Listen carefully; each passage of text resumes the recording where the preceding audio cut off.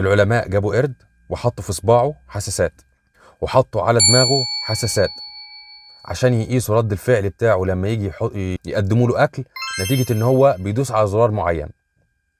ولاحظوا اللي بيحصل نتيجه ان هو بيدوس على الزر فيجي له الاكل، بيدوس على الزر بيجي له الاكل. لقوا ان في بقعه بتتكون في دماغه كل مره بيدوس فيها على الزر، والبقعه دي بتكبر في كل مره بيدوس عليها، لدرجه ان هي وصلت 600% من حجمها الطبيعي اللي يتكون في اول مره. وشالوا من قدامه الزر وخلوه يجي له الاكل نتيجه ان هو بيحرك صباعه بس من غير ما يدوس على الزر. يعني صباعه ده لما بيحركه بيجي له اكل. اكتشف العلماء ان هو بيحرك صباعه من غير ما يكون فيه زر، ودي الحركه دي بتحصل له لا اراديا.